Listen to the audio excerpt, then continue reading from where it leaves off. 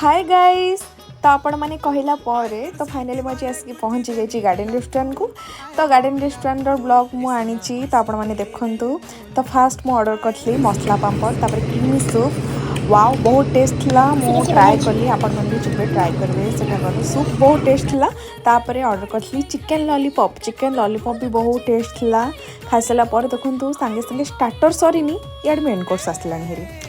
ओहो आसला कौन देखु देखु इच्छा हो खाली खाईदेवा को। मुझे तो बहुत फूडी आपण मैंने जानते जिते खाइले भी केवे मोटा हेनी जमती सेमती रही। तो आपण मैंने देखूँ तापर राइस सांग को आम मटन ऑर्डर करूँ। डार्क फ्राई ऑर्डर करूँ। तो डार्क फ्राई भी बहुत टेस्ट थिला एंड मटन भी बहुत टेस्ट थिला। खाई सारा पर चलीगली आइसक्रीम खावा तापर किसी शॉपिंग करके चलीगली घर को।